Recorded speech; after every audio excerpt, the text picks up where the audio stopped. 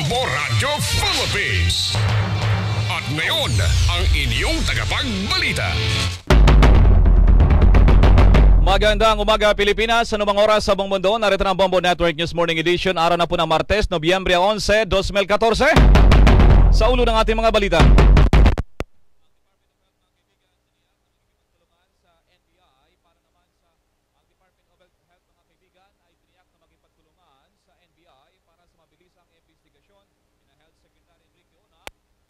Eric Tayag.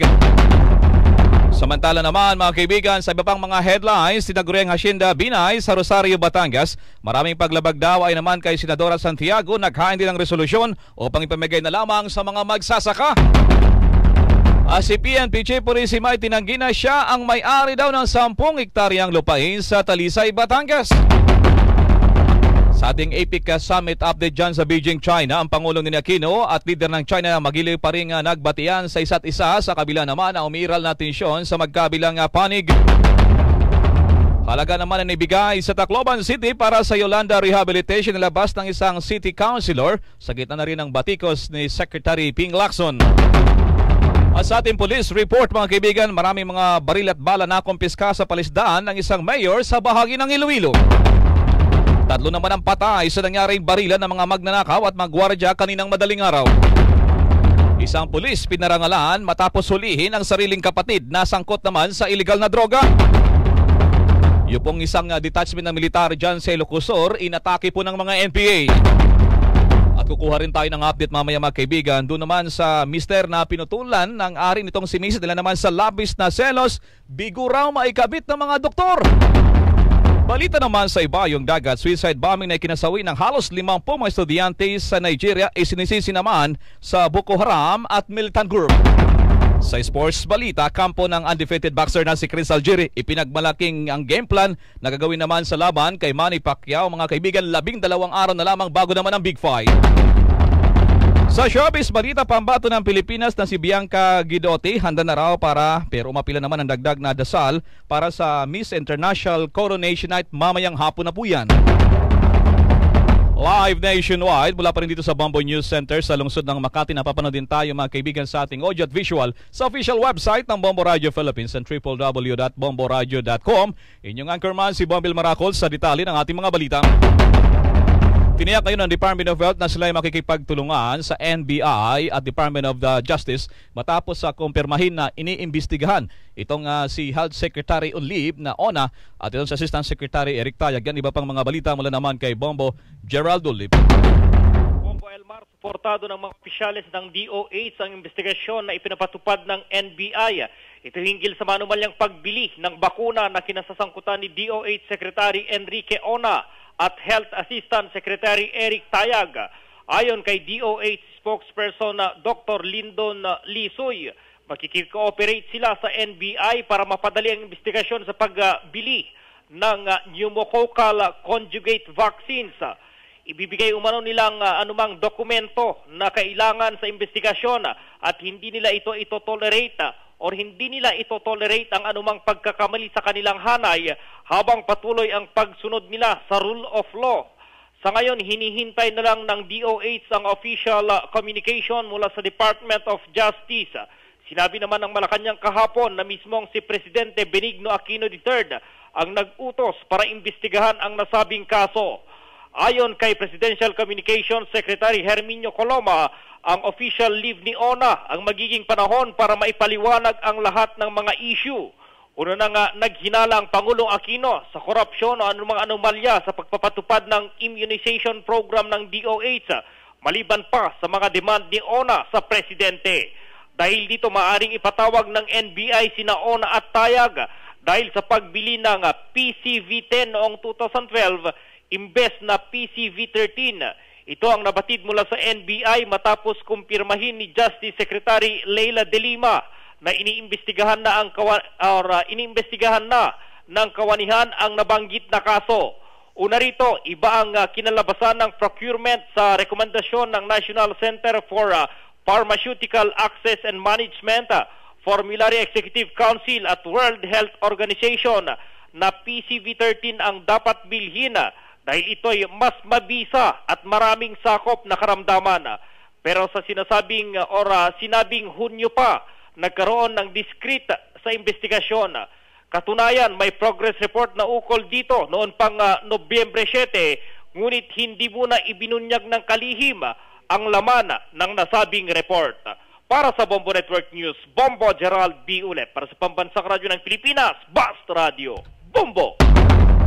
Oras sa Buong Pilipinas, 7 minutos na po nakalipas ng alas 7 ng umaga. Patuloy naman iginigit ni Senadora Miriam Defensor Santiago na manoy maraming paglabag ang tinaguriang Hacienda Binay sa Rosario, Batangas dahil dito ay naghain pa sa ng resolusyon na dapat umanutong ipamahagi sa mga magsasaka. May detalye pa si Bombo Vince Villar. Inisa-isa ni Senador Miriam Defensor Santiago ang mga paglabag sa Comprehensive Agrarian Reform Law nang umaari sa malawak na lupain sa Rosario, Batangas na umano'y totoong pagmamayari ng mga binaya. Ayon kay Santiago na dati ring naging Agrarian Reform Secretary, una pa lamang sa sukat na 150 hectares hanggang 350 hectares ay may sabit na rito ang negosyanteng si Antonio Chu o ang binilhan nito na si Laureano Gregorio dahil ayon sa batas hanggang 5 hektarya lamang ang maaari nilang ariin. Kung totoong kay Gregorio ang lupain, dapat ay hindi raw nito maaring ibenta sa loob ng 10 taon mula nang mairehistro sa kanyang pangalan hanggat walang approval sa Department of Agrarian Reform. Kahit pa paarkila ay hindi maaring gawin ni Gregorio dahil nangangailangan ito ng clearance mula sa Presidential Agrarian Reform Council o PARC na tinatawag. Maalala na inako ni Chu na nabili niya ang lupa sa halagang 446 million pesos, subalit 11 million pesos pa lamang ang kanyang ibinigay na down payment.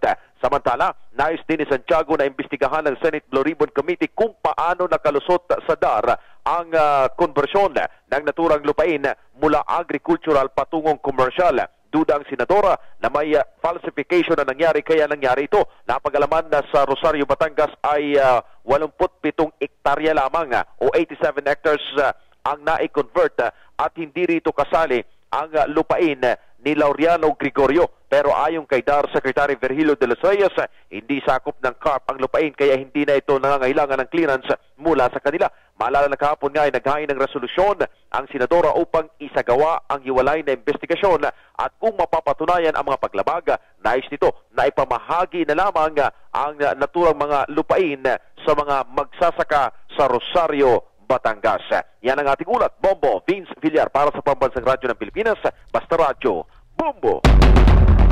Mula sa Pilipinas, magtungo tayo sa Beijing, China mga kaibigan. Ay kaugnay pa rin ang ginaganap na APEC Summit, yung mga heads of state na binubuo na mahigit 20 mga bansa ay nandyan ngayon sa Beijing, China. At isa nga sa atensyon doon na tumatawag itong sa pagitan ng Pilipinas, ang Pangulo ni Aquino at leader ng China.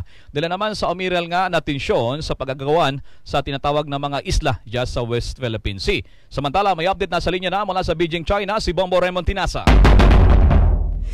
Ang pagdalo ni Pangulong Aquino sa APEC Summit, Beijing, China at ASEAN meeting sa Myanmar. News Update.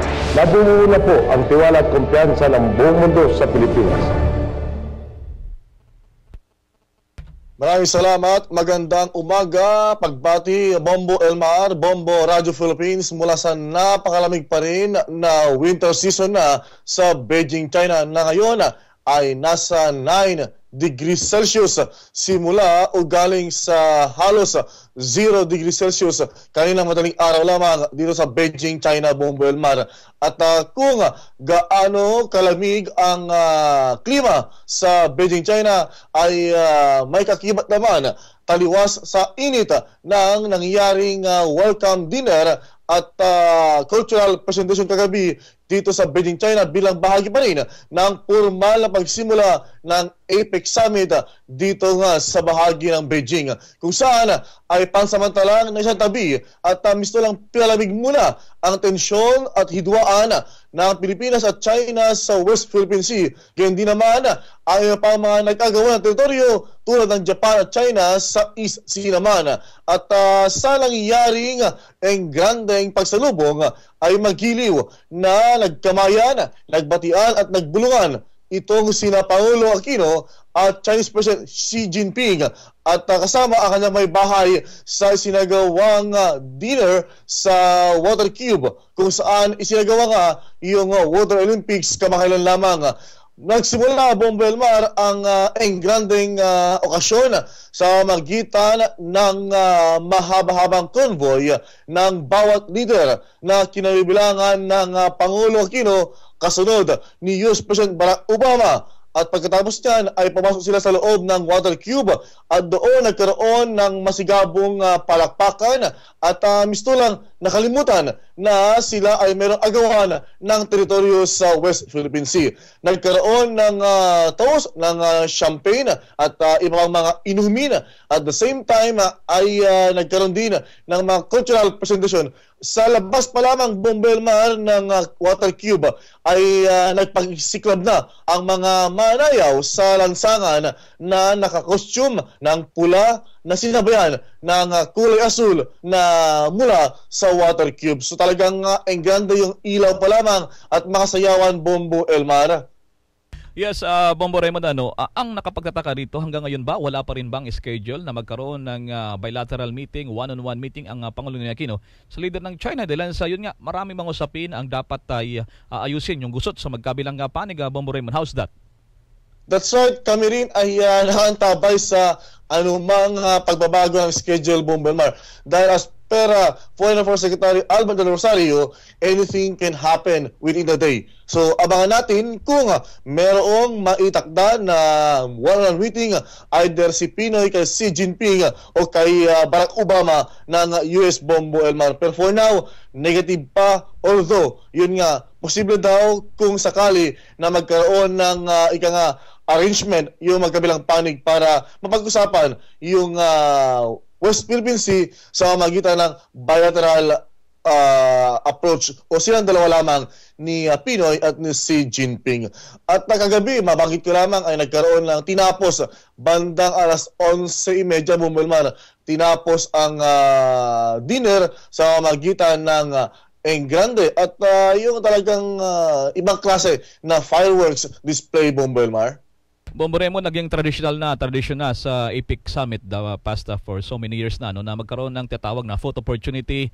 Ito yung traditional na mga damit nila, Sila ay magtatabi-tabi, magkapit kamay, kapit bisig. Kailan ba nangyari yan? Mangyayari ba yan mamaya pa lamang o dahil sa I understand, meron din silang tinatawag na declaration kung ano yung napagkasunduan, ano napag-usapan. Diyan po naman sa kanilang pagpupulong na yan ng mga heads of state, Bombo Raymond. Nagkaroon na kagabi ng dalawang beses kasi usually ang tinatawag na family photo op, Bombo Elmar. Kagabi, nagkaroon na sila, kung tama ka dyan, suot ni na Pangulo Aquino at ibang mga delegates yung tradisyonal na Chinese. At ang piniling kulay ng Pangulo Aquino ay yung may pagka-maroon at may pagka-purple. So medyo reddish na violet, Bombo Elmar. At yung iba naman ay pinili yung light blue, parang Korean blue yung iba. So pero parang Chinese barong kung tutusin yung suot nila at nagkaroon ng family photo opportunity, Bombo Elmar. Pero mamayang hapon sa tinatawag na retreat session ay magkaroon ng final photo opportunity yung mga member delegates sa naturang pagtitipon mamayang hapon, Bombo Elmar. Bombo Raymond, I'm just curious, pag ganyang family picture, sa protocol dyan, sinang katabi ni Pangulong Pinoy dyan sa kanyang kanan, sa kanyang kaliwa, Bombo Raymond? Kagabi sa paunang family picture, Bombo Elmar, katabi niya si Vladimir Putin, yung isa rin sa mga powerhouse, yung Russian president. At sunod sa kanya si Xi Jinping. So kumbaga sa kanyang kanan ay itong bagong presidente ng Indonesia, sa kanyang kaliwa si Putin, sunod si Xi Jinping, Bombo Elmar. Okay, Bombo Raymond, na-turn over na formal sa Pilipinas itong APEC Summit hosting sa atin sa sunod na taon ay gagawin sa Pilipinas naman. Anong lesson learned natin dyan? Sapagkat dyan sa Beijing, China, 5 araw na kansilado, walang pasok, o pangbigyan daan, maayos ang trapiko at mabawasan din yung tinatawag na pollution dyan dahil sa napakatindi ng usok dyan. Ito ba gagawin din sa Pilipinas o ano ng mga pag-aaral dito gagawin ng Pangulong Aquino, Bombo Raymond? Sakto, Bombo Elmar, dahil nakausap natin itong ilan sa mga observer team. Actually, kasama tayo sa bahagi ng media delegation bilang observers dito sa nangyaring preparasyon o ginawa ng Beijing, China. So una ay pinag-aralan na ngayon yung pagdeklara rin ng isang linggong holiday sa Metro Manila. At the same time, pagbaban pansamantala ng mga sasakyan sa bahagi ng Metro Manila para maibsan yung traffic congestion, Bombo Elmar. Pangalawa na pinag-aaralan partikular sa pagkain ay yung one town, one food, one product policy, Bombo Elmar. Halimbawa, yung Luzon area, yung Ilocos Sur, meron silang bagnet, chicharon. Sa bahagi ng Visayas, sila yung in charge ng mga daing at iba pang mga talaba. Depende pagkati-hatian para ma-showcase natin yung mga pagkain na Pinoy. May mga adobo, lahat yan na Bombo Elmar yung ipapackage natin daw. Pero ito ba naman ay mga pinag-aaralan pa. At isa pa sa nakausap ko itong si Zubelda Ayala, yung isa sa mga may-ari ng malaking linya o network ng telepono, Bombo Elmar. At siyempre taga may-ari ng Ayala Corporation. Sinabi niya na hiwasan daw at hindi mangyayari yung sinapit namin dito sa hassle sa komunikasyon. So may binabalak sila na ibigay lahat ng gusto ng mga media na open, long distance, anywhere in the world na makatawag sila, makapag-report, Bombo Elmar. So ilan lamang yan sa mga pinag-aralan at tiniyak ng ating mga kasama dito tulad ni Tony Tan Kak Chong ng Jollibee Corporation na siya yung chairman ng Apex CEO na lagpasan natin kung kaya natin yung China preparation sa pamagitan ng Filipino hospitality, Bombo Elmar. By the way, kailan pala ang pulong ni Pangulong Pinoy sa Filipino community dyan bago siya tumungo ng next scan niya sa Myanmar, Bombo Raymond? Kung kakayanin daw, Bombo Elmar, ihabol mamayang gabi. Pero mauna muna yung media delegation, mag-report muna sa atin ang Pangulo, and then i-work out dahil by 11 p.m. kailangan niyang lumipad ang delegasyon papunta naman sa Myanmar para dumalo sa ASEAN Summit, Bombo Elmar. By the way, kung magkaroon ka ng pagkataon kay Pangulong Pinoy, pakitanong din dyan, dahil sa Pilipinas, balitang-balita dito na pagkumpirma ng DOJ Secretary na nanggaling daw kay Pangulong Aquino na siya, pinapaimbestigahan niya si Secretary Ona na on leave ngayon, at Assistant Secretary naman si Eric Tayag kung naipa rin sa issue ng vaccine, way back a few years ago. At siguro may tanong din dyan dahil sa ang DOJ mismo nagkumpirma na may utos nga ang Presidente ng Pilipinas. Anyway, maraming salamat, Bombo Raymond. Tama ka dyan, Bombo Elmar. Mamaya ay ating alamin yan sa ating interview sa Pangulong Aquino. Ngayong maghapon po sa kapatiran ng mga tagapakinig ng Bombo Radio at ating mga viewers ay maghapon sa session hall ng National Center ang Pangulong Aquino kasama yung buong APEC delegates. Magkaroon din sila ng tree planting na nakapag-aral sa kanila at mamayang hapon ilalabas yung tinatawag na Beijing Declaration na ang sentro sa ating pagkaalam ay paglaban sa cross-border corruption. Direktamente live mula pa rin sa Beijing, China, Bombo Raymond Tinasa para sa Pambansang Radyo ng Pilipinas, basta Radyo Bombo! Maraming salamat mga kaibigan, si Bombo Raymond Tinasa. Doon naman sa ating sa internet, napapanood po din tayo mga kaibigan, yung visuals, yung video, dyan po naman sa nanonood sa atin sa bagitan nating official website and www.bomboradio.com. Oras sa buong Pilipinas, 21 minutos na po nakalipas ng alas 7 ng umaga. Sa patuloy pa nating pagbabalita mga kaibigan, may reaksyon naman ang PNP Chief na si Adan Purisima. Susapin daw na meron daw siyang malawak din daw na mga lupain dyan naman sa Batangas. At may detalye pa si Bombo Annalise Soberano. Mariing itinanggi ni PNP Chief Police Director General Alan Purisima na pag-aari nito ang 10 ektaryang agricultural land sa may bahagi ng Talisay, Batangas. Ito'y batay sa lumabas na report na ang pinuno ng PNP ang siyang nagmamay-ari dito. Ayon kay PNP PIO Chief Superintendent Wilben Mayor, batay sa pahayag ng pinuno ng PNP na kanyang itinanggi na pag-aari nito ang nasabing lupain. Sinabi ni Mayor na dahil dito sa muling pagkakadawit ng pangalan ni Purisima, kanyang ipinag-utos ang isang malalimang investigasyon upang mabatid kung bakit nadawit ang kanyang pangalan at kung sino ang mga nasa likod nito. Umalma si Purisima sa lumabas na news report na siya ang may-ari ng 10-hectare property sa Batangas na umano'y nakapangalan sa kanya at hindi nakadeklara sa kanyang Statement of Assets, Liabilities and Net Worth. Batay sa report kasi, binili ni Chief PNP ang nasabing property kung saan sa kalaunan ay nasubdivide sa 11 title ng lupa noong taong 2007 pa. Nabatid na ang 11 title ng lupa ay nakapangalan pa rin kay Purisima at isang Oscar Lito Mapalo na umano'y dating Army Colonel. Ayon sa report na ibenta na ang nasabing property sa halagang 4 na milyon, subalit nananatiling nakapangalan kay Purisima. Sa kabilang dako, si Purisima ay nahaharap din sa kasong plunder, bribery at graft sa Office of the Ombudsman kaugnay sa kanyang rest house sa Nueva Ecija at ang isinagawang renovation sa White House, ang official residence ng mga PNP chiefs sa Campo Crame. Maalala na noong nakaraang buwan, ang Ombudsman ay bumuo ng panel para imbestigahan si Purisima at ang 11 pa kaugnay sa maanumalyang kontrata ng PNP sa isang courier service noong 2011. Mula Campo Crame, Bombo Anali, Montaño Soberano nag-uulat para sa Pambansang Radyo ng Pilipinas. Basta Radio, Bombo! Abangan ang detalye mga kaibigan, pulis sa may bahagi naman ng Albay ay puring-puring ngayon dilan naman sa mismong kanyang pagpapakulong, dilan po naman sa kapagkasangkot na niyang kapatid sa illegal drugs. Mamayang hapon na ang tinatawag na Coronation Night ng Miss International. Bago ang mga balitang yan, samantala muna! Magbabalik kami makalipas ang ilang paalala. Jojo Binay, Vice Presidente. Sa simula pa lang ay sinabi ko na lalo pang titindi ang paninira sa akin at sa aking pamilya. Ginagamit nila ang Senado para sirain ang pangalan ko at ang aking pamilya para sa sarili nilang ambisyon. Isa nga sa kanila ang umamin na ang dahilan ng kanilang mga hiring-hiringan ay ang aking pagtakbo bilang Pangulo.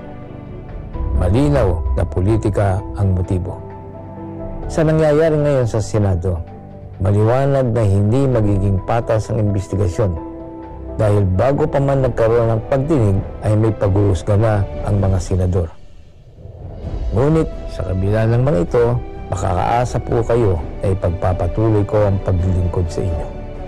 Patuloy po akong magsusulong ng mga programa na mag-aangat ng inyong kalagayan at magbibigay sa inyo ng ginhawa.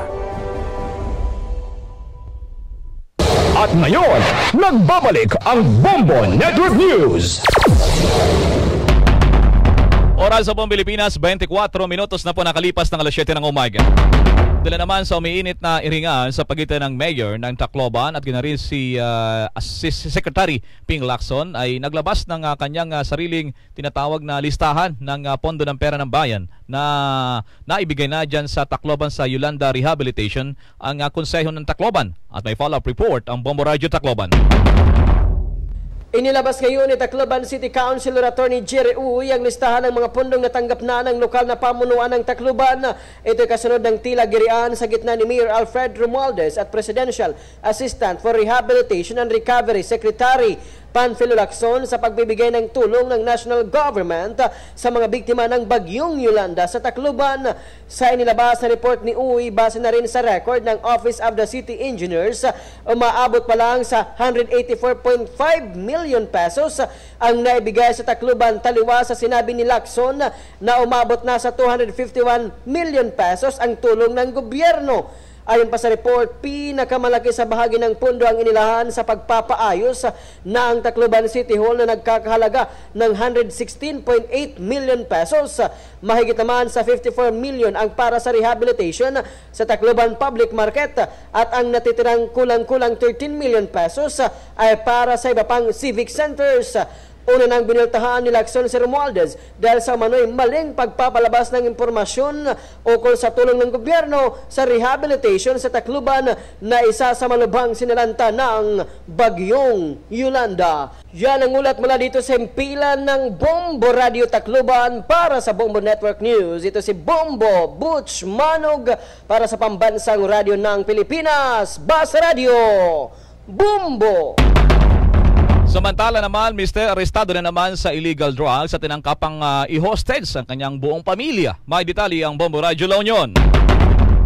Inihahanda na ng pulisya ang kaukulang kaso laban sa isang mister na gumamit umano ng shabu at nagtangkang mang-hostage sa isang pamilya sa barangay Bagbag sa bayan ng Bawang La Union kagabi. Nakilala ang suspect na si Vincent Bergado ng bayan ng Binangonan, Rizal. Ayon kay Chief Inspector Benjamin Jagan Jr., hepe ng Bawang Municipal Police Station, bigla na lamang umanong pumasok ang nakamotorsiklong suspect sa bakuran ng bahay na pag-aari ng guro na si Bilin Ramos. Dahil sa may dalang konsilyo si Bergado, ay natakot ang 5 magkakamag-anak na Ramos at agad silang pumasok sa loob ng bahay. Tinangka umanong pumasok sa loob ng tahanan ang nagkaharimentadong suspect, ngunit nabigo ito dahil nakakandado ang pintuan nito. Sinabi pa ni Jagan na tinangka rin umanong manlaban sa kanilang hanay ang salarin gamit ang matalas na kutsilyo na nakatali sa kanyang kamay. Wala rin umano sa katinuan ng pag-iisip ang suspect at kung ano-ano ang inihiling nito sa mga pulis gaya ng tubig at sigarilyo. Kasama na rin ang hiling nito na nais niyang makausap ang naglayas na asawa na nagtatago sa isang barangay. Dahil sa hindi makuha sa magandang pakikiusap ay bahagyang nasugatan naman si Bergado dahil sa pagpupubiglas nito ng dakipin siya ng mga alagad ng batas. Samantala, inamin naman ng suspect na gumamit ito ng shabu bago ito nagtungo sa bayan ng Bawang upang hanapin ang kanyang asawa. Nagawa umano niya ang pananako sa mga biktima dahil sa pag-aakalang makakatulong ang naturang paraan upang lumantad ang kanyang pinakamamahal sa buhay. Bombo Absalom Flores, nag-uulat para sa Pambansang Radyo ng Pilipinas, Basta Radio Bombo. Marami naman mga bala at baril na kumpiska sa palisdaan ng isang mayor dyan sa Iloilo at may detalye ang Bombo Radio Iloilo.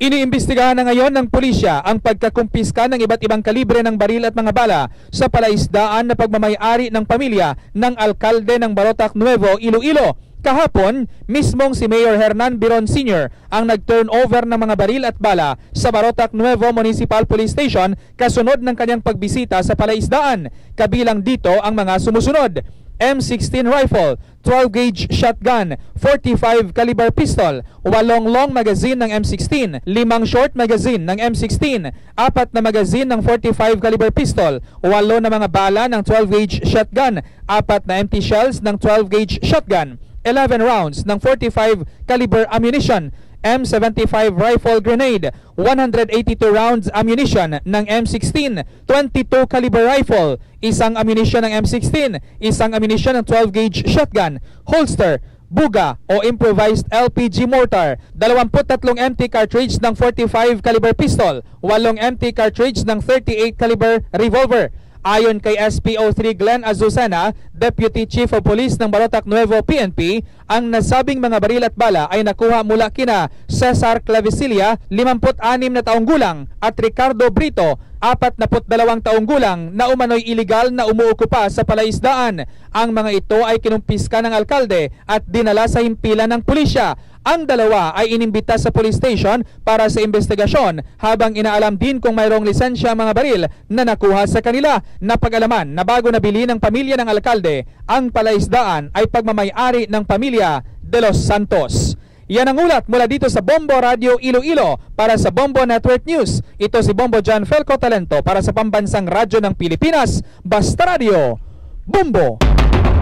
Madako naman tayo sa Cagayan de Oro City. May nangyaring barilan doon, 3 ang patay at nasa linya ang Bombo Radio Cagayan de Oro.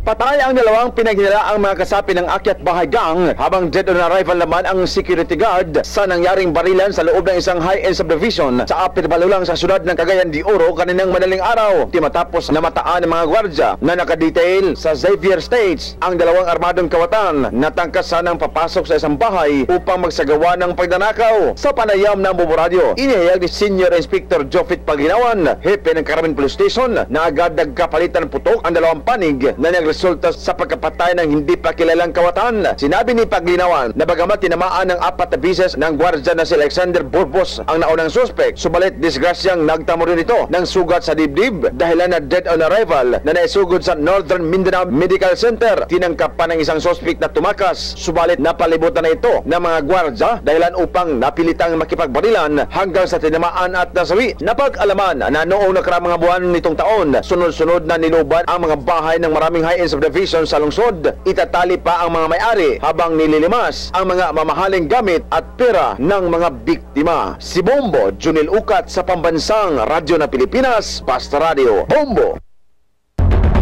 Samantala naman sa Albay, puring-puri doon mga kaibigan ng isang pulis dahil po naman sa mismong kanyang kapatid na sangkot sa illegal drugs ang mismong kanyang hinuli. May detalye ang Bombo Radyo Legazpi.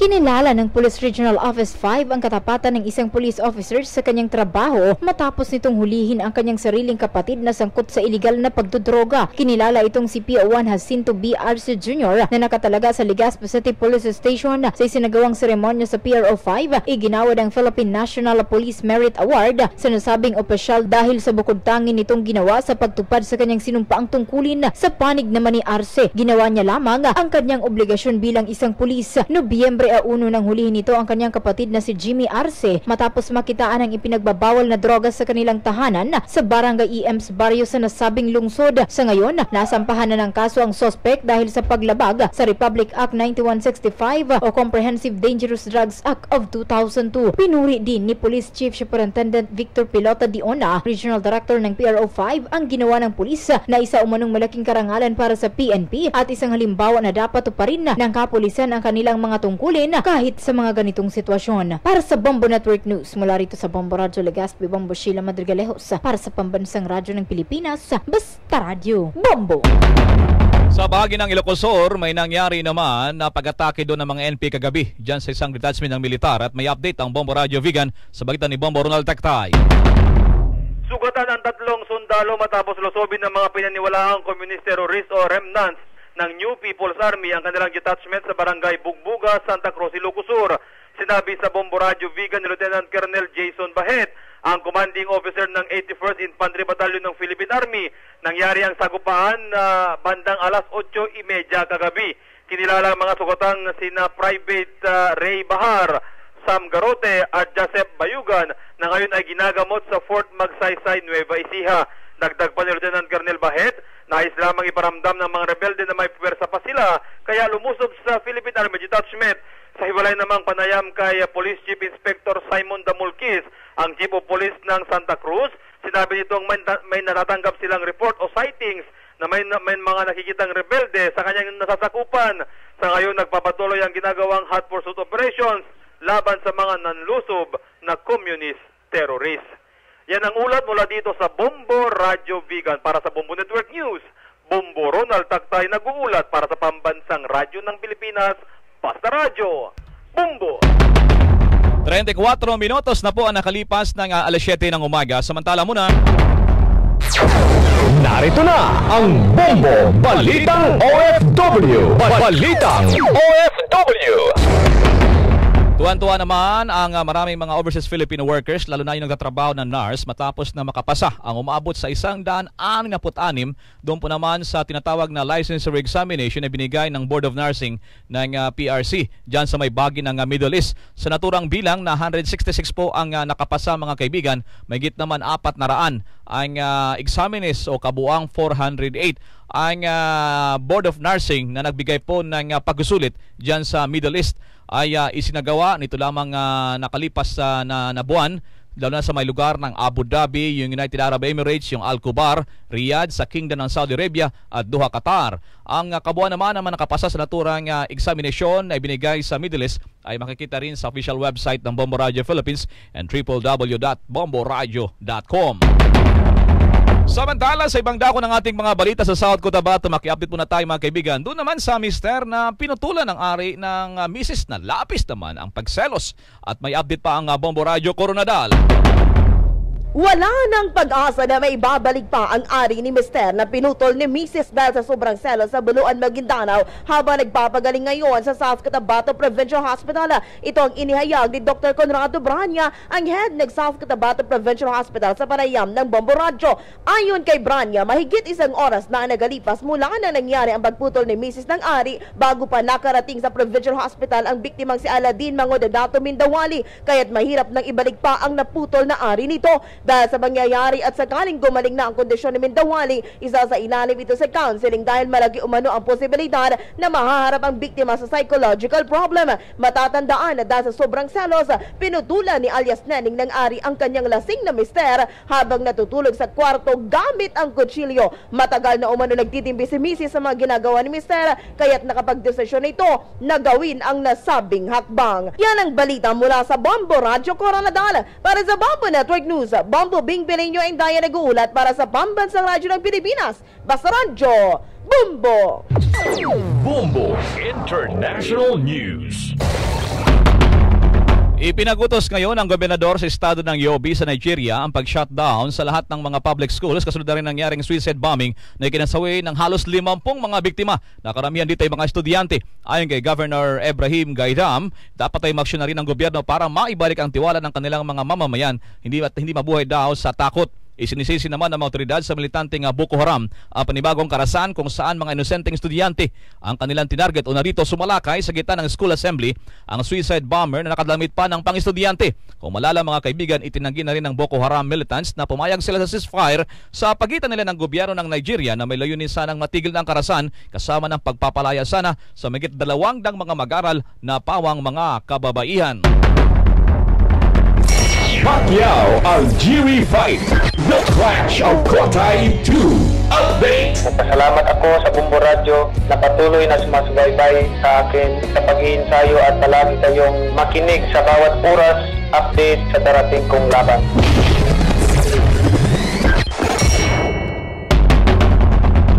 Days to go mga kaibigan bago ang big fight. Kampo ng undefeated boxer na si Chris Algieri, pinagmalaki ang kanilang game plan kontra naman kay Pacman. Yan, iba pang mga balita mula kay Bombo Kevin Fuentes. Sinigurado ng kampo ng undefeated boxer na si Chris Algieri na sila ang mananalo sa laban kontra sa WBO welterweight champion na si Manny Pacman Pacquiao. Ay sa trainer ni Algieri na si Tim Lane, asahan na umano na ang kamay ng unbeaten boxer ang itataas pagkatapos ng kanilang nakatakdang laban kay Pacquiao. Dagdag pa nito na hindi sila masusurpresa kung sakaling manakaut ni Algieri si Pacquiao dahil naniniwala si Lane na kayang patumbay ng kanilang boksingero ang Pinoy boxing icon. Ipinagmalaki rin ng kampo ni Algieri na nakahanda na ang game plan na kanilang ginawa para kay Pacquiao. 12 araw ang intitira bago ang kabang-abang na laban. Nakaschedule ang Pacquiao-Algieri fight sa Nobyembre 23 na isasagawa sa Kotay Arena, Macau, China. Para sa Bombo Network News, Bombo Kevin Fuentes nag-uulat para sa Pambansang Radyo ng Pilipinas. Basta Radio, Bombo! Bombo Showbiz Balita. Inaabangan na mga kaibigan dilan sa mamayang hapon na pala itong gagawing Miss International, yung Coronation Nights, at merong pambato dito ang Pilipinas. Itong si Bianca Guidotti. Yan, iba pang mga balita mula kay Bombo Nes Kayabyab. Ilang oras bago ang 54th Miss International Pageant Night, handang-handa na ang pambato ng Pilipinas na si Bianca Guidotti para makipagtagisan ng galing sa mahigit 70 kandidata. Gayunman ay umapela pa rin ang dasal si Guidotti upang magtagumpay itong may uwi muli ang Miss International crown tulad sa Pinay na si Bea Rose Santiago noong nakaraang taon. Ayon sa 25-year-old Albayana Beauty, hindi niya ramdam na mag-isa siya sa pageant dahil hindi pa man siya nananalo ay buhos na agad ang mga mensahe ng suporta para sa kanya. Alam din daw niya na isa siya sa mga early favorites sa pageant pero ayaw niyang pakampante lalo't magaganda at bigatin din ang iba nitong kalaban tulad ng kandidata ng Venezuela, Mexico, Colombia, India, Netherlands at United Kingdom. Kaninang madaling araw ay nagtapos na ang online voting kung saan igagawad sa Coronation Night ang special award bilang Miss Internet Beauty. Samantala, laya na matapos inaresto ng mga otoridad ang multi-award winning singer na si Dolores O'Riordan na siya ring lead vocalist ng Irish band na The Cranberries. Ito'y matapos umanong manakit ng flight attendant ang 43-year-old singer sa hindi pa malaman dahilan maliban pa sa pag-headbutt sa pulis na dumakip sa kanya. Kabilang sa hit songs ng Cranberries ay ang Animal Instinct, Ode to My Family, Dreams at Zombie. Para sa Bombo Network News, Bombo Nes Kayabyab para sa Pambansang Radyo ng Pilipinas, Basta Radyo, Bombo! Narito na ang Bombo Business News at Foreign Exchange Rate Update. Sa palitan sa Bangko Sentral ng Pilipinas, mga kaibigan, ang isang dolyar ay katumbas po ng 45 pesos ang halaga, habang ang Hong Kong dollar naman ay 5 pesos and 81 centavos, habang Singaporean dollar ay katumbas po yan ng 34 pesos and 97 centavos. Mga kaibigan, Luzon, Visayas at Mindanao, maging sa buong mundo, yan po naging kabuhanting mga pagbabalita. Marso, okay naman ay Martes na po, Nobyembre 11 na, 2014. Balikan ko lang ang ating mga headlines.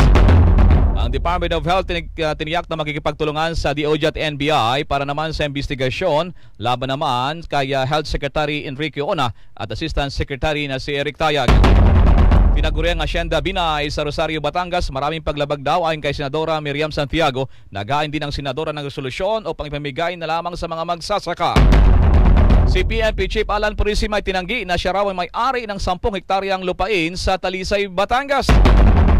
Ang Pangulong ni Aquino at leader ng China magili pa rin ang batian sa kabila naman na umiiralagirian dyan sa West Philippine Sea.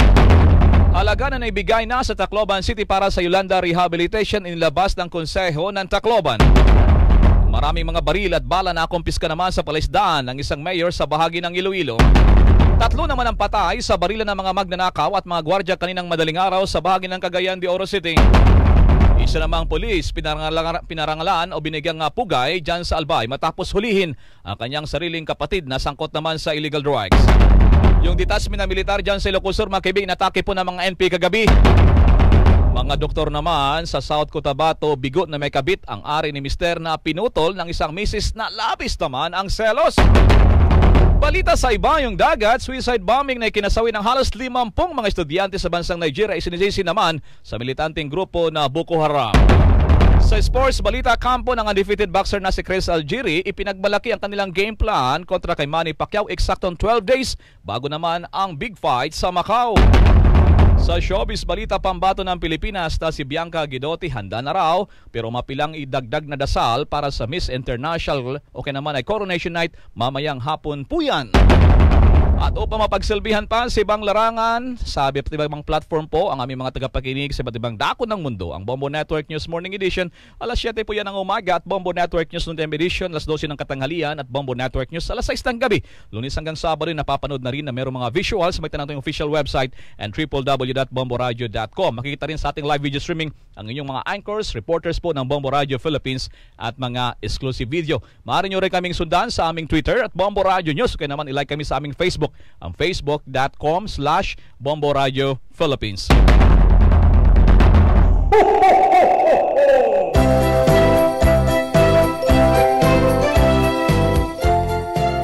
Sa Christmas countdown ng Bombo Radio Philippines, 44 days to go na lamang bago ang Kapaskuhan. Season's greetings. Live via satellite mula pa rin sa Bombo News Center Makati, nyo pa rin ang kurman, si Bombil Maracol para sa Pambansang Radyo ng Pilipinas, Basta Radyo, Bombo!